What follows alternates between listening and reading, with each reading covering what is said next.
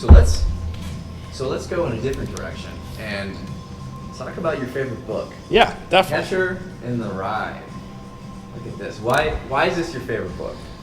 And he told me he's got 2 tattoos of quotes. One is a recent one. What does that say? It's history, it's poetry. And then this one is, don't ever tell anybody anything. If you do, you start missing everybody. Wow. So. And how many copies of this book do you have? Way too many. Like it's 20. 28? Yeah, 27, 28. Yeah, it's insane. Different editions, different covers, just like every bookstore I go into, I try and see if there's one that I don't have, kind of thing. It's a little obsessive, but yeah, I got, for like, I think, so you told me to reread it. Mm-hmm. So I think I borrowed it from the library, and then when I was in New York, I got this copy because it was like, oh, it takes place in New York, I'm gonna get it here. But then you also turned me on to estate sales, and just like more thrift stores. So then I just find copies of Catcher in the Rye like everywhere I go. Yeah, I know, and so that's hilarious because that's kind of the you asked like, why is it my favorite book? Why do I love it so much? Part of that reason is when I read it for the first time, I was in high school, really resonated with me. I really loved it then. Like, fell in love with the character of Holden, fell in love with Salinger's writing style, but so many people I knew hated it. And they hated it because they were forced to read it over the summer for school. And so no one cared, and they all just like read it as quick as they could and tried to answer whatever quizzes or dumb questions the teacher gave them, and then they threw it in the corner and never picked it up again. And that like broke my heart because I think it's such an important book, and I think there's so much to be said about it.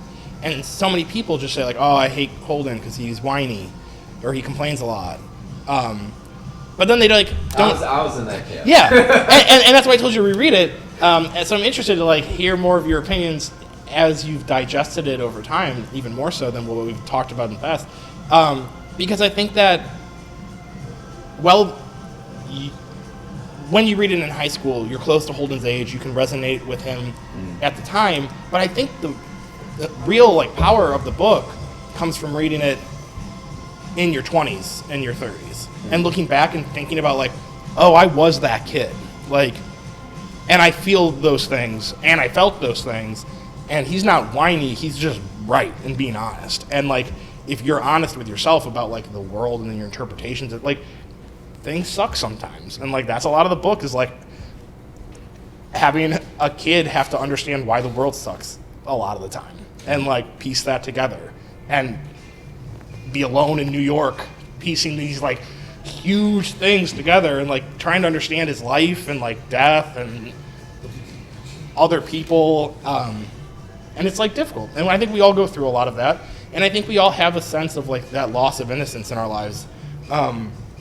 And as we get older, we want to protect what little innocence we find places because we see like the damage that the world can push onto people and like our loved ones and ourselves. So I think that the idea of Holden having lost that innocence when he was so young, but wanting to like protect kids from the world is something that a lot of people feel, especially when you start to like have families and children and are like growing up.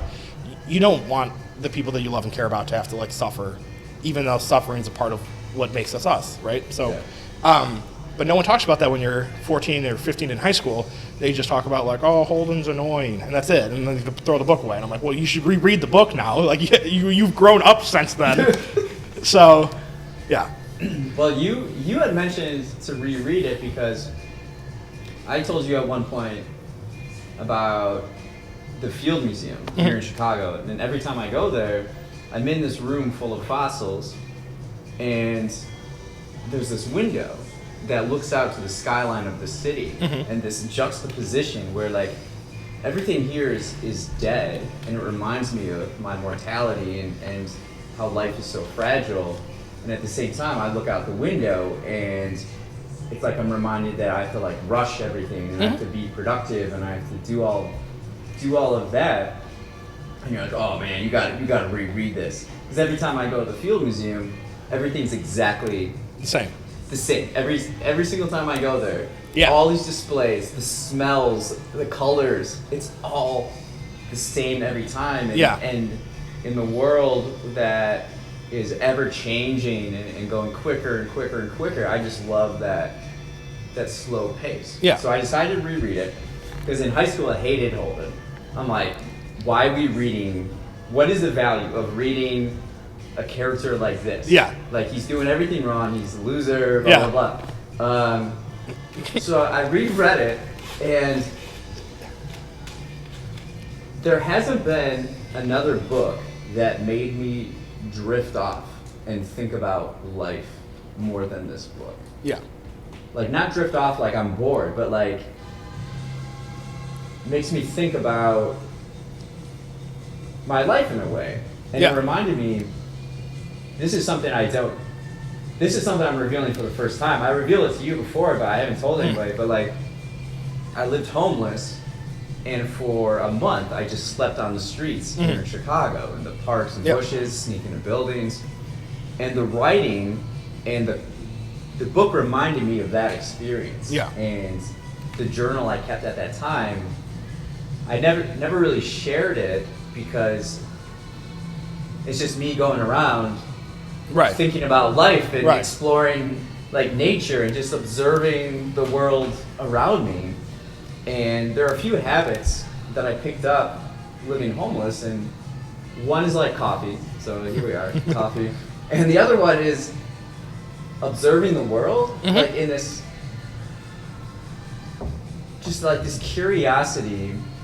What people don't talk about with homelessness is often it's very boring. Right. Just sitting around waiting to get in at this place at a certain time, or you're waiting for these resources to come through and this phone call and blah, Right. blah, blah. So you have to entertain yourself. And so you do it with either conversation with other people, or you just like look around Right, and think, yeah. right? And so there's this, and ever since it's like stuck with me, but I never really told people about that habit that I picked up. Yeah. And there's this like guilt, because now when you're in the world, you're supposed to be productive, you're supposed to be doing this, be on your computer, and Right. there are just like so many days where I just go on walks endlessly, or I go to the museums and I just think and observe the world. Yeah. And until I reread this book, I always felt guilty about it. And then when I read it, it just completely flipped, and I realized that is actually an asset. Yeah. And now I'm like, oh yes, this is great. Yeah. I mean, I love that you knock it over the mic. I love that you literally do what Holden does in the book, Yeah. where like going to the museum for the same reason as him of Yeah. nothing changes. It's a safe place where it's like quiet, and the fossil is not going to change. It's still going to be the fossil. Like that's not moving or anything like that.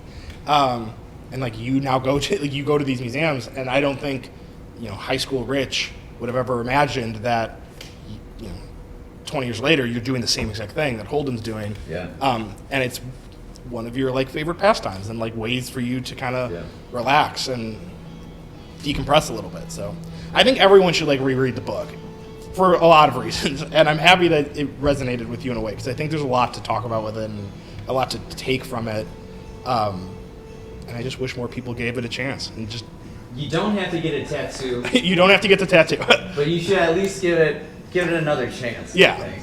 And my advice to everyone when they read it is don't hate Holden, because it's not his fault. He's a byproduct of like a world that we all live in and we all share. And we all have these feelings, whether you want to admit it or not. We've all had a lot of the same ideas and thoughts that Holden has in the book.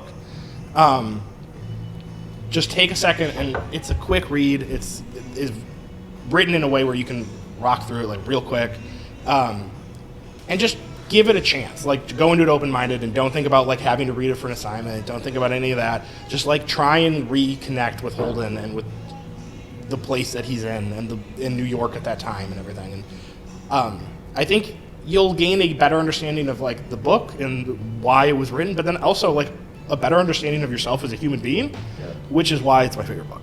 It opened up my eyes to like the world and to who I actually am, and helped me like articulate that. So